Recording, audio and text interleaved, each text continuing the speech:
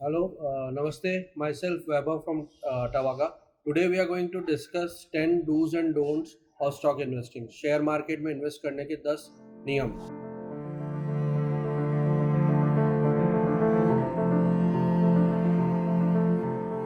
तो उनमें से सबसे पहला नियम, first thumb rule is research. Now, if self-research is not possible, the investor should consult a unbiased qualified advisor. Now, हम जो एडवाइस सीख करेंगे वो अनबायस होनी चाहिए, यानी उसमें जो आपका एडवाइज़र है उसका कोई सेल्फ इंटरेस्ट नहीं होना चाहिए. ऐसा नहीं होना चाहिए कि कोई म्यूचुअल फंड आपका एडवाइज़र सजेस्ट कर रहा है जिसमें उसको ज़्यादा ब्रोकरेज मिल रहा है मगर रिटर्न पोटेंशियल कम है. One needs to be totally careful कि from where he is seeking the advice. The thumb rule is that advice has to be unbiased and it has to be qualified. In case it is possible for the investor himself to self-research, then he need not consult any advisor, but that requires a lot of studying, because the primary profession of most of the investors is not stock market investing. They are employed somewhere else, and it is just for the additional income, for the additional gains, they invest into stock markets. Since stock research is quite time consuming and cumbersome, it is always advisable to consult an independent qualified advisor. So that is the first point. Any stock that needs to be picked, that has to be backed by sound research. यानी research करने के बाद ही हम कोई stock को हम pick करें.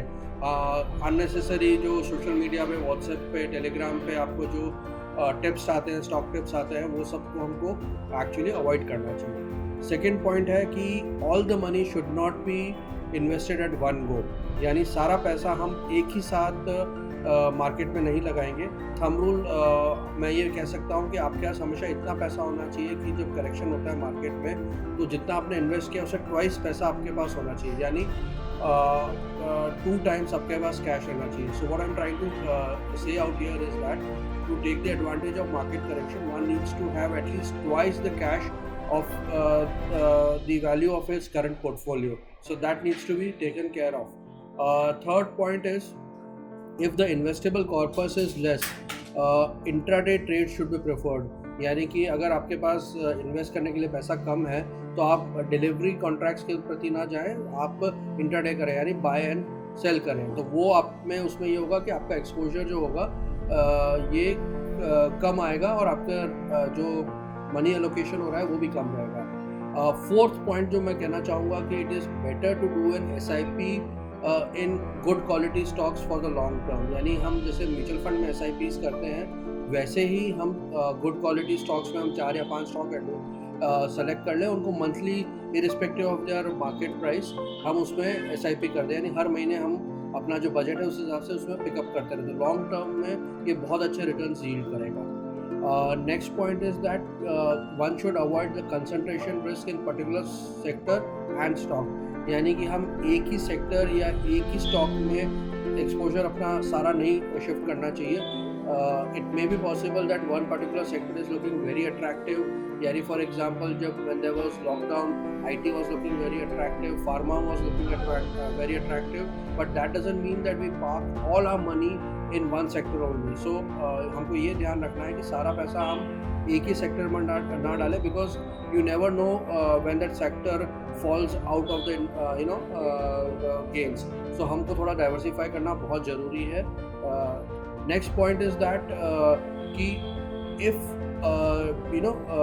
preferred trade should be in stocks that we can carry forward. यानी we should first pick up stocks.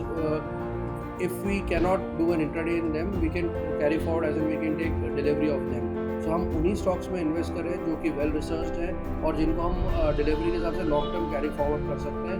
अगर इसमें नोशनल लॉस भी होता है तो भी क्योंकि हम उनके फंडामेंटल से काफ़ी कॉन्फिडेंट है, लॉन्ग टर्म में हमको वो रिटर्न्स दे के ही जाएंगे. Next point is that frequent stock hopping should be avoided. What I mean out here is that you may have notional losses in the stocks which you had researched, but that doesn't mean that you sell them off and place your money in some new stocks. The frequent stock hopping will not actually give you good returns, because there will be taxation involved while selling of those shares. So you should be sitting on some notional losses and wait for these stocks to turn profitable. If there is a strong research behind it, and the stock is having good fundamentals, they will definitely turn up profitable sooner than later. Next point is review. Now, portfolio should be reviewed more frequent the better, but at least once in 3 months. So once in a quarter आपको अपने portfolio को review करना ही चाहिए, चाहे आपने self purchase किया है, adviser के थ्रू परचेज किया है. रिव्यू बहुत ज़रूरी है, because you never know, all stocks will not go up permanently. मतलब there will be cycles wherein the stock has grown up and then they will fall off. So it is better to book profits rather than seeing your notional profits and then letting them turn into notional losses. So portfolio review is a very important thing which you should do along with your advisors. Next is partial profit bookings. Now, markets always move in cycle. It is not a linear movement of markets. So it is not that the markets will always go up or markets will always go down.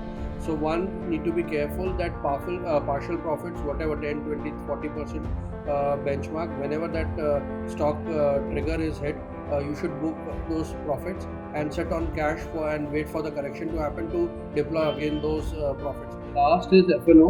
Now, F&O requires minute tracking, in fact tracking by the second. So if it is not possible for you to keep the track of the option premiums so minute, it is better to avoid them. F&O.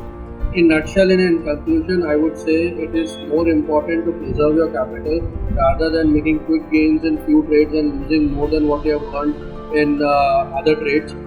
यानी कि हमको हमारा capital preserve करना ज़्यादा important है rather than हम थोड़े 2-3 trades में अच्छा प्रॉफिट करके और उससे बहुत ज़्यादा लॉस करते हैं बाकी ट्रेड्स को. So stock market investing, it is important to be a marathon runner rather than a sprint runner, because over the long term the marathon runner will always give you travel more distance than a sprint runner.